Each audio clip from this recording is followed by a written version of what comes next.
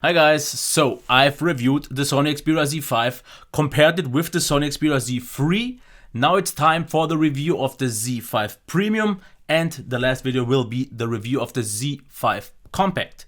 So, what I want to make sure or clear in this review is one thing.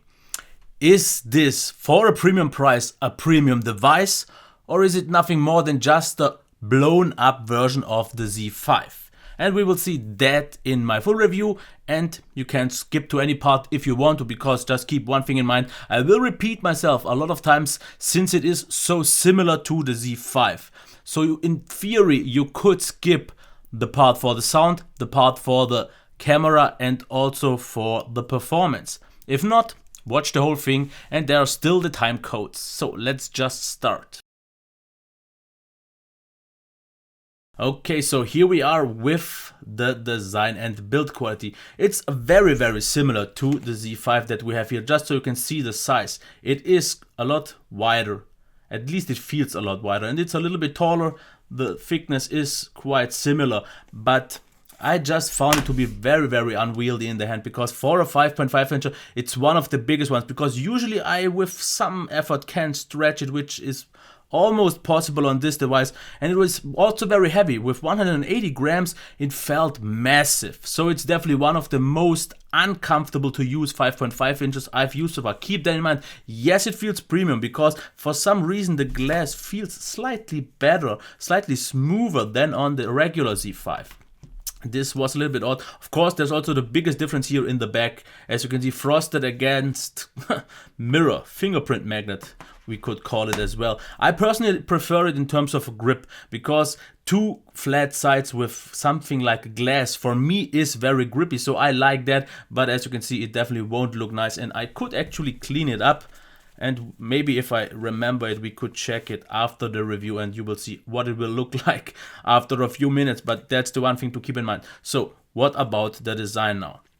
The one thing that I already complained about the Z5 is this edge. Here on the back, it's the back or the steel frame itself, which is a little bit edgy and a little bit sharp. But the one thing that I like even less is the plastic edge here. As you can see, there is a tiny little edge around the device, and I get it, and I said this in the Z5, I get why. Because here it protects the device from sliding off the table, and it protects it from scratches on both sides, which is good.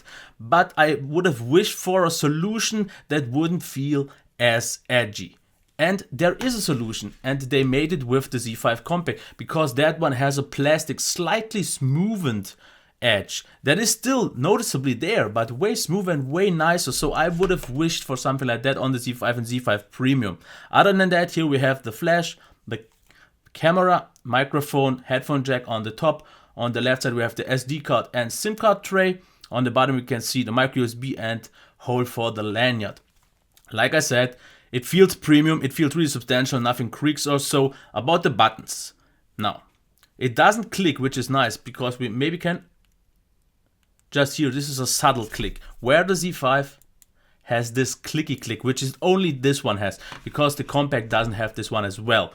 Other than that though, the fingerprint reader for me worked absolutely fine. We can test it, just turn it on, simply hold, and as you can see,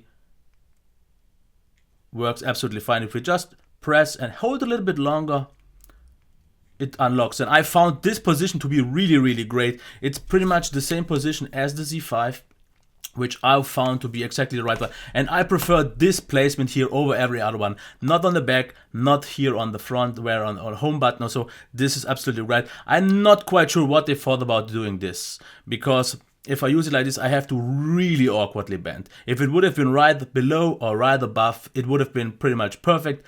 Not quite sure what they thought of that. The great thing is here we have the camera button, so this is all fine. Build quality, absolutely great. Design, not quite so much, especially on a phone as big. This design doesn't seem to work quite as well in my opinion. Now let's check the display here. And I won't talk about the resolution before, because I want to talk about the great things first. Maximum brightness is absolutely fine right now. I'm at about 80 or 85% for the video, but it was absolutely fine in daylight. And as you can see here, the whites are absolutely nice. There is no need to change anything, but we still have the option for white balance control with RGB. You can adjust it the way you want to. It is ever so slightly on the colder side, which is, in my opinion, pretty much perfect condition for this display. The blacks also really nice, as you can see here. They are quite deep, definitely not on an AMOLED level. That's something you can expect, and there is a little bit of IPS glow, but on a very high end level, so no complaints here. The colors are the one thing that I like the most because they are very vibrant, very vivid, and almost punchy, I would say, and that's why I like them, but they still maintain a very natural look. Now, let's get to the one thing where I'm not that happy, and that is the sharpness. Because on paper, yes, it's a 4K display, but what you in reality get most of the time is just the downscaled 1080p. So if you have native content, which you will maybe use like 1% of all the time, you will get a great experience. But if not,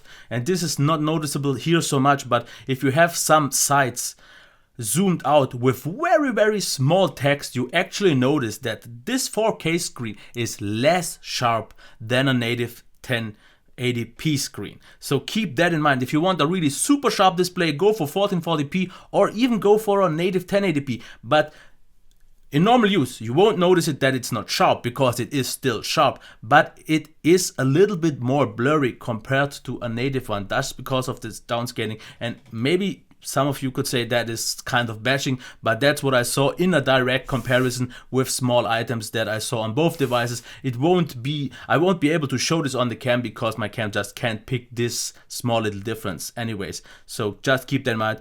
Viewing angles are absolutely fine, not great, but fine. So overall, I gotta say, it's a really wonderful display, but it can compete with something like the Note 5 or even the G4, mostly because the sharpness just isn't there. It's a really great one, but the 4K resolution itself is totally hyped. Now, the sound. Let's check that one.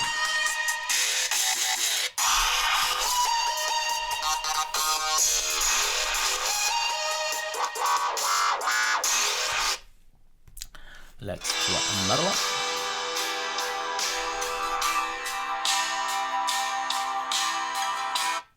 My thoughts on the sound: we have front-facing stereo, which is definitely nice, but the speaker is absolutely 100% pretty much identical to the Z5. That means, if you saw that review, sounds nice, ever so slightly hollow, which is totally fine. The mids are good, very clear, great sound overall, but maybe just not quite loud enough. And especially on a phablet with a big display, I would have expected a better sound experience, just being louder. And now you could say it wasn't possible to make it better. It was, and you will see this on the Z5 Compact review, because the Z5 Compact, in comparison with the other two, is louder. For some reason I don't get, it also sounds a little bit richer. And if the Z5 Compact or the Z5 Premium and the Z5 would have the same sound as the Premium, I would have said absolutely great sound. This one is just good to maybe very good. Now, let's check the performance here. Let's go into the browser, and if you saw the Z5 review, you will already know that I was absolutely pleased. Scrolling absolutely smooth, super responsive here in Phoenix as well. As you can see, absolutely nice, almost never any stutter. And I said that once again, I think the IPS display makes it actually feel a little bit less smooth than it actually is, but I am totally fine with that. Let's get here into this. As you can see here, the performance couldn't possibly be any better. Same goes here for, as we can see, the multitasking is absolutely fine. I never really noticed any reloads or anything like that. And what is also really nice about here, the performance here, is the responsive screen. As you can see here, you can switch between the apps. It's not quite as responsive as the Z3 is, and I could try to show this off in a direct comparison, but I'm not quite sure if I will be able to show this, because just for example here, the Z5, if I hold it properly, I can jump between the apps super fast. There is almost no delay, and this is unbeatable. I have yet to see a device that can do this better. Let's try the same here, and as you can see, it just can't keep up with that. So it's not maybe that responsive, but you won't really jump between apps that fast anyways. So let's get to that and try a game. And gaming performance is absolutely nice, absolutely fine, no complaints here at all. And I said this already a few times, the Snapdragon 810 in benchmarks does throttle. In normal use, I never notice it because I don't think you will have 100% CPU and GPU load in a game actually. This is something that you have in benchmarks, and then you will notice maybe the drop, because I noticed a drop in Antutu, but in games, absolutely fine. As you can see here, high frame rates, not really many slowdowns, quite smooth. Frame drops are also not available. So the gaming experience overall is really, really nice. There aren't many phones that can deliver here a better performance, and there are no complaints here noticeable or needed. As you can see here, this is fine. It has a little bit of struggle a few times, but this is definitely nothing to worry about. So I'm absolutely pleased with the gaming performance here, with the overall performance. Top notch. I don't need it really any better. I would be happy. There are a few minor little lags from time to time that, for example, I didn't see on the HTC One M9, but it's not enough to actually even be worth mentioning. Now, battery life. A full charge needs 1 hour and 50, which is a little bit odd since the Z5 with a smaller battery needed 1 hour and 55. So maybe there's a little bit of difference in values, but out of the box, which I am definitely disappointed, because this is the premium that costs 730 euros, and you don't even get the quick charge 2.0 charger included. It was just a normal one. I had to use my own. That is disappointing. Now, what about the battery life though? And this is something where I was definitely not disappointed, but I actually expected something a little bit better, just judging from the battery as well. As you can see here, over 4.5 hours over the course of one day. This is 4.5 hours of screen on time. Here I had 4 hours of screen on time over the course of one day once again, and 3 hours and 40, which is for me over the course of 2 days. So battery life is absolutely fine. I don't have any complaints. I really like it. It would have gotten me through the day, but a battery with a size of, I think, 3430 or something like that, I would have expected something slightly more. So maybe the screen isn't so efficient, and of course the Snapdragon 810 is known to be not that efficient. It gets the job done, but once again, here we are talking about the premium device, maybe even power premium user device, and then a little bit more would have been nice, but it's not really necessary. Now let's check the software. I said it every time, Sony. It's pretty much stock UI, and the only changes that you have aren't really many. As you can see, you have a themes engine here. I would wish for a little bit more customization actually in the theme engine. There is not a whole lot. What we also get is adaptive brightness. We get a double tap to wake. We have smart backlight control. We have image enhancement options, as you can see here, which only work in the videos though. Some minor things about the sound where you can change it, adjust the equalizer and all that. But other than that, it's pretty much stock Android, not much else to tell you. I am really happy about the software support now, because as I know, the Marshmallow update is a little bit delayed, but at least it will come. Sorry, and it should be fine. So on the software part, you are safe. The one thing though to keep maybe in mind is the custom ROM support, because it's the premium, which is very pricey, and I'm not sure if a lot of developers will jump on board. So I definitely think the Z5, the regular one, will have the slightly better custom ROM support. If they are maybe in some way compatible, and you can make it with a patch or something compatible, you should be fine. Other than that, expect stock custom ROMs, like enhanced custom ROMs. Root support should be safe there, but you won't really get anything like on a Nexus, so don't think about that. Now, since the camera is the same in all Z5s, I will just paste in here what I said in my Z5 review. I want to start off with the selfies. Selfies look good, but you need a proper lighting, because as you can see here, if you don't have proper lighting, it sometimes has a little bit trouble exposuring, but once you have good light, you get really nice ones. So what about the low camera quality? What I noticed a lot is that it brightens up the picture, and then you see a lot more noise, but it doesn't maintain anymore a sharp picture. I've seen this picture already a few times with more realistic exposure and then also sharper, but it's still okay, but just not as natural. Now what about in normal lighting? In normal lighting you can get really sharp pictures, really great exposure, really great color balance, natural colors, all that. Autofocus on macro had a few issues sometimes, just not focusing super properly, but good enough. So overall the camera is really good, no complaints here at all. Pictures were turned out really nice. Autofocus did a good job on landscape especially, but now about the video qualities that I see as the biggest highlight here. Especially 1080p 60 frames looked extremely buttery smooth. Awesome, super smooth and fast zoom. Autofocus was perfect, the exposure was very smooth, a nice transition. That was done really, really nice. Where I wasn't so happy about was the 4K experience, because as you can see here, the 4K footage seems quite wobbly, a little bit janky. Also, the color seemed a little bit more dull in my experience. So that's it for the detailed part. Okay, so here we are back again after the whole detailed part, and let's get back to the recap and make it quick. Design and build quality. I love the design, it feels great, it looks great, but not so much on 5.5 inches. It's really big, feels quite heavy because you just hold on to so much here on this side. It feels great, it feels premium, definitely, but it also costs a lot. And okay, you have to consider one thing. If you already use a phablet, you will be used to something a little bit bigger and a little bit harder to handle. And then it's not that much of an issue. But if you want a compact phablet, then this is definitely not the one to go for. The display. It's a completely hype train. Don't get me wrong, the display is really, really nice, and I was completely satisfied, and I will be satisfied in 1 or 2 years with this display. It's really great, but it's completely unnecessary that they made it 4K. It's a marketing gimmick, nothing else, because it's not even as sharp as a 1080p, and it's too bad that I can't really completely properly show this.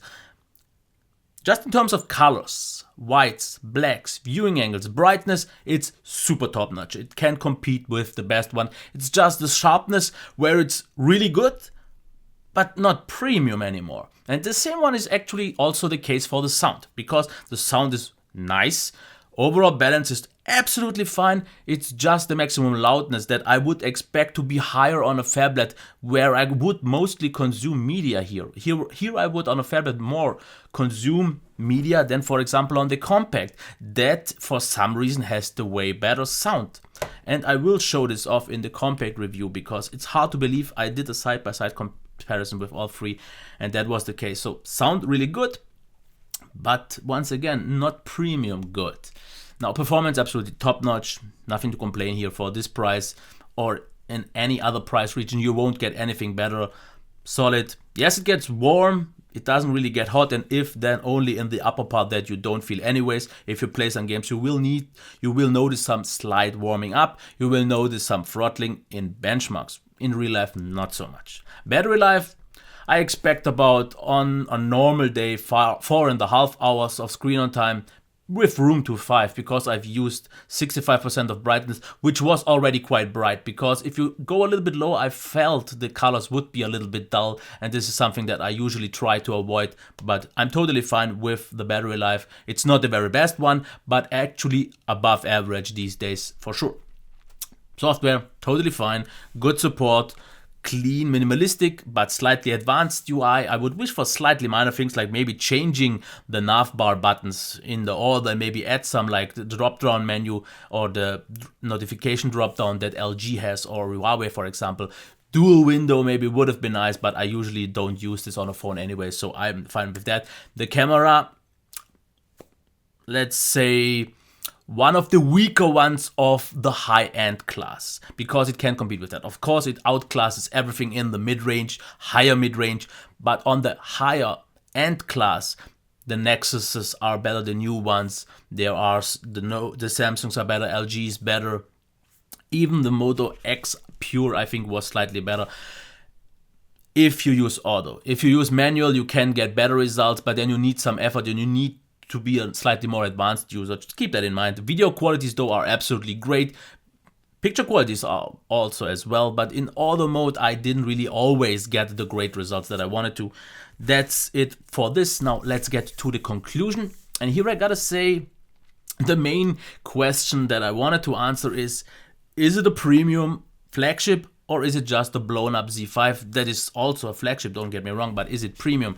And is it worth the premium price? And I personally don't think so, because 730 euros is quite hefty, and the original price actually is a lot higher. And for a price as premium as this, I would expect everything to be top-notch, best of the best, which it isn't, because it's just very, very good in every class. You get pretty much the same on the Z5 as well and save a lot of money. Of course, you get a smaller display, but that is pretty much the only advantage that I see. The display, which is the hype train mega beast here, is not worth the upgrade, because the higher resolution is nothing you will see. I actually found the Z5 display to be sharper and therefore overall better, because the overall qualities were great there as well. And you only pretty much get the slightly more premium feel for some reason and the better battery life along with the bigger display. That's it. If you want to pay so much more for that, I am not quite sure I would. The rest, let's see it like this. Build quality, super. Display, very, very good. Not super great. Sound, very good. Performance, top-notch, nothing to complain here. Battery life, absolutely solid. Actually noticeably above average. Super solid software. Great camera. If that's worth it for you, no problem here. I don't think it is. But I don't think it's quite worth the money if you can get very, very similar qualities on phones like the Moto X Pure, the G4, the Note, the S6 Edge, that cost less. Okay, maybe not so much as Samsung's, but these days they actually fall quite quick in terms of price, at least here in Germany. And that's why I think it's a really great phone, but the value is not great at all. That's all I gotta say. I hope it was kind of a helpful review. And I made myself clear. It's a great phone, but you don't get quite what you pay for in overall. I would have expected a little bit more if I pay so much more. Okay, I think that was it. If you liked it, give it a like. If you want to see more content like this, give me a subscribe. And if you have any questions, any bashing, tell me what I was wrong or anything else, leave that in the comments. And I wish you a nice day and see you next time. Bye.